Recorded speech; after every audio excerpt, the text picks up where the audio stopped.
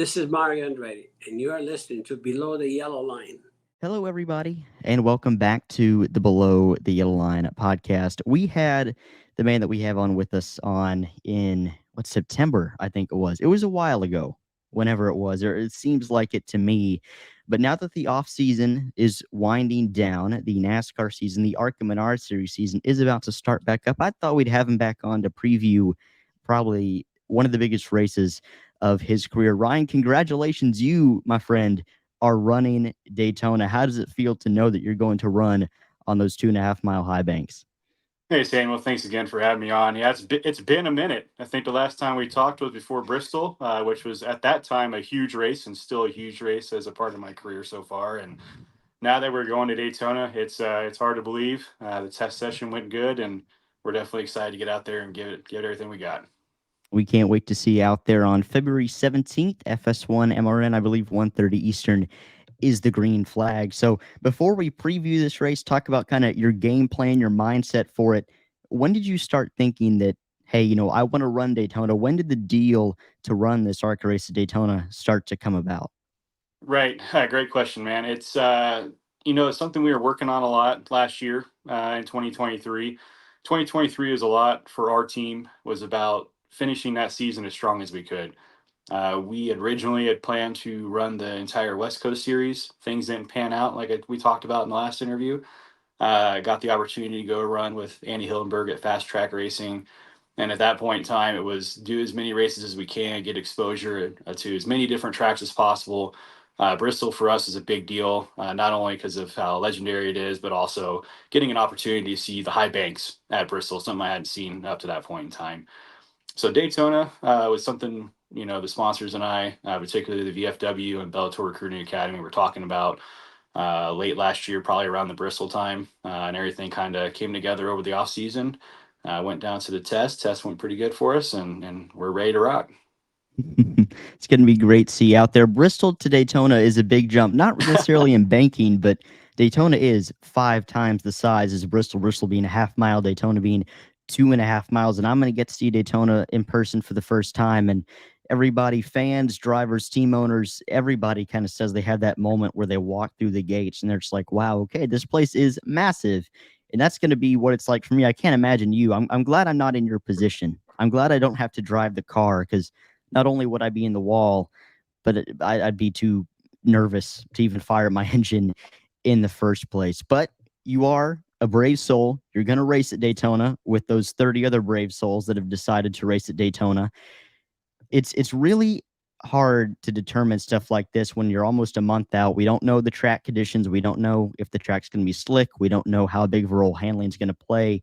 What are some key factors that you're and don't give away too much. We want you to win here. We're rooting for you, so don't give away your whole game plan. But Right. what are some things you and the team are looking at right now as key factors, some things that are really going to play into how you approach this race? Because it's a long race for the ARCA series. Not all these drivers, crew chiefs, engineers are accustomed to that. What are some things that you guys are looking at that on race day you'll say, okay, this is what we want to do ARCA doesn't have stages, but this is what we want to do in the first half of the race. This is what we want to do in the second half of the race. What are you thinking right now is some of the keys to getting in victory lane in South Florida? Yeah, great question. It's well, if you haven't seen, I think the amount of competitors and cars about to show up to the ARCA race in Daytona is going to be in the mid 40s, upwards of 50 cars showing up. So it's definitely exciting for ARCA to have that many cars show the Daytona. They're going to be in a position to where not everyone who shows up will be able to race. As a driver, it's like, oh boy, pants get put on real quick, to say the least. So I believe we got practice on Wednesday, qualifying, group qualifying. We had practice Thursday, group qualifying Friday, race on Saturday. So for me, it's going to be taking it step by step. Problem one, show up on Valentine's Day with my beautiful bride down in South Florida, right? And then the next thing is, okay, let's get out there, see where the car is compared to these other ones. The practice session in Daytona was an absolute blast, but there's 70 plus drivers. You had a lot of folks cycling through cars. Venturini looked like they put on a good show. You could tell they were doing some good work together with their 4 cars they had there and their drivers that they're getting them ready for the season. Other guys like me were just out there getting experience, making sure that we're paired, the car's where it needs to be, everything's good to go. With that being said, I think our overall objective here is to do the best we can, right? The nice thing about Daytona, or bad thing about Daytona and Talladega, is guys like me have that chance to get up there and make a difference, and show people that we're here to stay and be a part of the sport for a long time. With that being said, for me, it's all in here. It's all about driving smart and not putting myself in the car in a position that it shouldn't be in. And if it's time to drive to the front, then we're going to try to drive to the front. If it's time to settle in and get a few laps down and let things kind of settle out and see where we're at, then that's what we're going to do. So I think we're just going to be smart about what we're trying to do on each lap, how we're going to attack the track. And gosh, I think it's Mike Tyson who said it. Your greatest plan is only as good as until you get bopped in the nose the first time, right? Somebody important said that. I don't remember who said that, but we could come in with a plan. I could tell you what our plan is right now, and as soon as we do lap one, I have a strong feeling it's going to change, and we're going to go to contingency plan A, B, C, D, and E, and hopefully all those contingencies wind up with us finishing the race toward the front of the pack. Well, Daytona is the great wild card. I said it this week on something, I can't remember what, but I said if Indianapolis is the greatest spectacle in racing, Daytona is the biggest wild card, and it hasn't always been that way. Restrictor plate racing really made it that way, but you're absolutely right. Your plans could get wrecked on lap one, whether that's an actual wreck and the literal nose of the car is getting bopped, or whether it's an engine failure, somebody in front of you, pitting from the fourth lane, a la Quinn Huff. There's a lot of things that can go wrong. But your plan sounds pretty solid, right? I mean, just be smart and make your moves. And this year, what I'm trying to do for all these races that we're covering is make a checklist of keys to the race, just so I don't sound like an absolute idiot when all my predictions fail, because I think I only picked 5 or 6 races right last year. So I had one of your keys written down, and that is don't make your moves too early. Because if you do that, whether that's trying to go to the front, with 50 laps to go, and then you end up in a hairy situation there, or you try to make your move heading into turn 3 rather than coming out of turn 4, you could go from victory lane to 12th, in an instant. So Daytona's tough like that. And there's a lot of drivers that have, executed that plan to perfection. There's also some that have, lost the Daytona 500 or other races at super speedways in the last, 100 feet. As a native Arkansan, it pains me to say Mark Martin did that. As a Dale Jr. fan, I've seen that happen a few times as well. So super speedway racing can get you in that manner. You said your expectation, your hope is that you bring the car home in one piece. So say you're doing that. Say it's lap, I can't remember. I think it's 80 laps that you guys run down there. Maybe it's 100. I'm not sure. But say it's the last lap. You got your car, I don't know, second or third row. You got a good pusher. What are you doing entering turn 3, coming out of turn 4? Are you going for a Hail Mary? Are you racing for points? Are you racing for the check? What's going to be going through your mind then? I'm sure a jumble of things, but what's going to be going through the mind of Ryan Roulette if you're third or fourth in line, coming out of turn 4 in the last lap with the chance to win at the World Center of Racing? So you want me to spill all the beans right up front? Well, again, don't spill all the beans, because we're rooting Yeah. for you here at BTYL. We want you to win. Don't give away too much. You can completely bluff here and lie as much as you want. And hey, I won't hold it against it because you're the competitor here. But hypothetically, hopefully you're ahead by 40 seconds. Hopefully you pull a 1980 Buddy Baker and you just stink up the show. But, hypothetically, what's going through your mind? What would your move be in that situation? So I'm going to steal from Denny Hamlin. He put something out this week talking about he had almost won a Daytona 500. I don't know if it was last year or the year before. And his biggest regret on that race is he knew the playbook. He knew exactly what he needed to do. And then he did the complete opposite. Then you have Greg Van Alst last year, who knew his playbook. He ran up front all day. And when it was time to make that move, he made that move and won the race. All that to say, we have a playbook put together, varying situations. Some of them are more aggressive than others. Some of them are thinking smart for full year type stuff. Not alluding to that I'm running every race. I'm not saying that at all, but as many races as possible. So we have a lot of things that we're calculating on how we want to approach that. And I know I purposely did not answer your question, but I gave you some examples. No worries there. No worries. Hey, I understand. Again, we're cheering for you here. We're entering this year with the Ryan Roulette shirt, hat on, everything. So, Yeah. I completely understand. And, I get that full year perspective too, especially, budget wise, for a team like yours that doesn't necessarily have all the money in the world. Kyle Busch every year wears a shirt, or I guess he won't this year because he's not a team owner anymore, but he wore a shirt that says most expensive night every year. And I Right. think every car owner in the sport should have that when Daytona and Talladega roll around, because as a fan it's going to happen. There's only a handful of races I can count to in the last few years that have not on super speedways, that have not ended in a crash, whether it's coming to the line on the backstretch, as many green white checkers as we have. There's so many examples. But also, Greg Van Alst, he ran at the front all day. There are other drivers, and I know it was popular when Talladega, well, I guess it still is, but when Talladega was a chase race, drivers would always fall back at the start, an inch their way closer as the race went on. I feel like, as wild as it is with Daytona being the first race, nobody does that anymore. It's go, go, go, unless they get in the choo-choo train up against the outside wall. But say your car is clean, after the first 10 laps. And again, I'm not trying to get you to spoil anything, but you know, are you thinking I want to go to the front to avoid the chaos? Or are you thinking because you don't want to drop too far back in case we get a long green flag run and then you've lost the draft? Because once you lose the draft, there's no going back unless you get that yellow. I don't feel like a long green flag run is going to happen. But do you want to go to the front early and stay there, or you want to hang back and say, okay, we're likely going to get chaos, hopefully some pit stops go well for us? Do you want to go to the front as early as you can, or do you want to hang back, let the chaos settle itself, and then go up there and really try to race? No, great question. And you're asking all the right questions, right? So I will go back to contingency planning.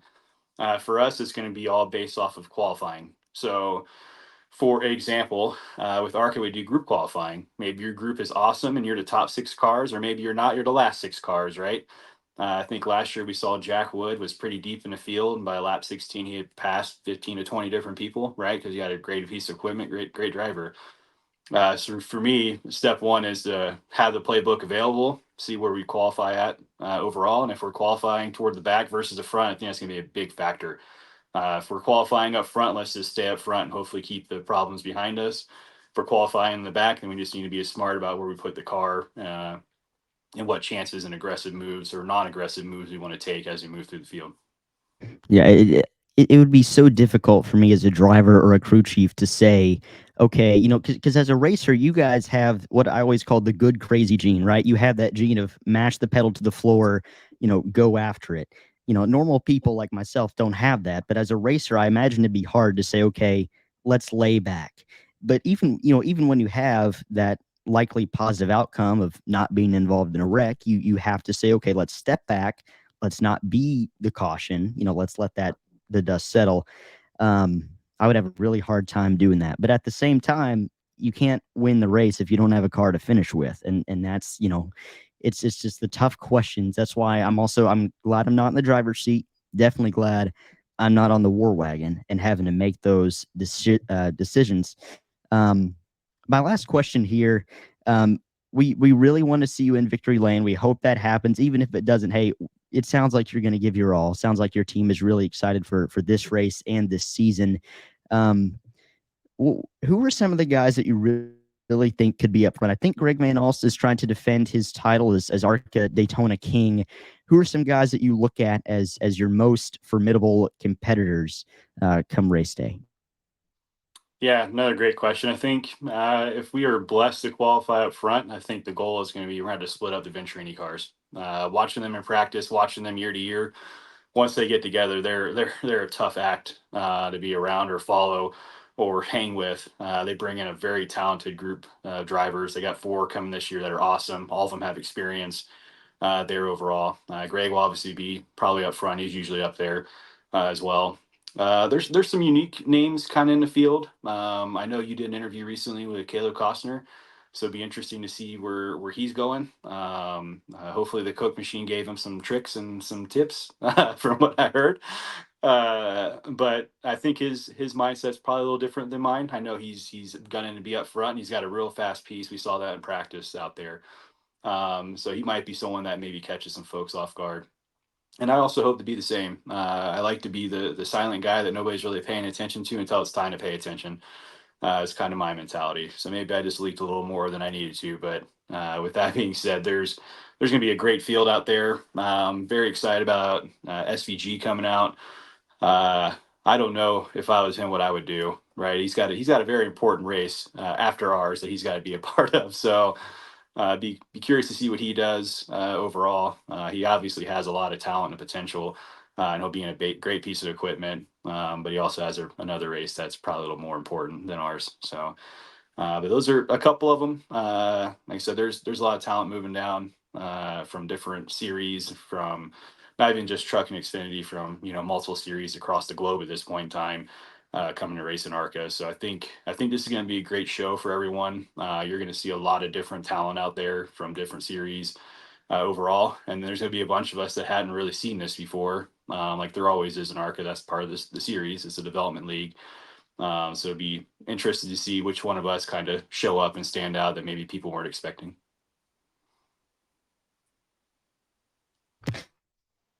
Yeah, I like that you mentioned that SVG is running this race, because to be honest, I completely forgot that he was in this ARCA race. That's a completely new challenge for him. You mentioned Denny Hamlin earlier. He said in an interview earlier, maybe December, that he was watching Denny trying to learn super speedway racing. I can't imagine what it's going to be like for him in a super speedway race for the first time. That'll be interesting to see. But Penske is renowned as a great super speedway racing team. There's probably some secrets on the back of that Coke machine that hopefully Caleb got. I was talking the other day with Christian Rose, and he said he's really excited for Daytona. He says it's probably the most nervous he's ever been for a race before, but he's excited for it. And like you said, the Venturini cars are always fast. And I think I can't remember if it was, maybe she didn't sign with them. Tony Bridender, though, is going to run this full season. I don't remember what team she signed with. Now, it might have been Venturini. It might not have been. I don't know. Some really good team. This is the deepest ARCA field for any race in a while. And I love that there's 40, 50 cars. Brings you back to the late 2000s, mid 2000s of the Daytona 500, when there'd be 60 cars showing up to qualify for that race. Thankfully, it's not 80 like it was for the first Southern 500. That would be a little too chaotic. But it's a really good field, expecting a great race. Thank you so much for joining the show. Thank you for at least leaking what game plan you can without giving too much away. Hopefully you didn't give too much away. If you want me to edit this out, that's the magic of editing and redacting stuff. But thank you for joining the show again. And hopefully we can get you back on sometime, either after Daytona or before another race you're running, to get your thoughts. Hopefully you're in victory lane. But again, even if you're not, I think you're going to be pretty fast at Daytona and for the rest of the season. So thank you for joining the show, and certainly best of luck at Daytona and the rest of the races that you're running this year. Yeah, absolutely. Thanks again, Samuel, for having me on. And a huge thanks to the VFW and Bellator Recruiting Academy for following me into 2024. I think what I will say is we have a schedule that's larger than what we've ran before. I can't give the details on that, but I think you're going to see a lot more of me this year compared to previous years, which we're super excited about. I know the car we're running for Daytona runs great in a pack. It tested real well. We're real excited about it, and we'll just use our nugget out there and make sure we put the car where it needs to be when it's time for it to be there. Well, hopefully, the right time and where it'll be is Daytona, USA, and victory lane, and in the history books, in the good history books, for sure. And it's great that you're running more races. It's always great to see more cars out there. It makes the field more competitive, especially when you have a wheel man like yourself behind the wheel. So can't wait to see you and the rest of the field out there in a few weeks. February 17th, I believe, at Daytona, FS1 MRN, I think at 1:30 Eastern. I'll probably be 30,000 feet in the air on my way down there, but hopefully I can see a little bit of it, or I might just pay $25 for the in-flight internet and watch it that way. I'll figure something out. Or I might just end up watching Top Gun Maverick again. There you go. There's no shame in that, though. American Airlines probably just looking at my account like, oh, he's watched that movie now about 14 times on flights. What is branch out? But yeah, it does work. Well, you won't be there in time for the Daytona ARCA race. We'll have to make sure I know. we get another one. Yeah.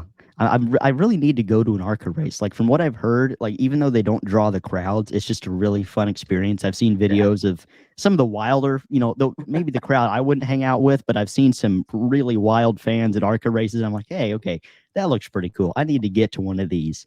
And you also get to see the future stars of the sport that will be talked about in a decade or two out there as well. So sorry for this long-winded outro, but thank you for joining the show. Can't wait to see you out there at Daytona. My co-host knows I'm terrible at closing these things out.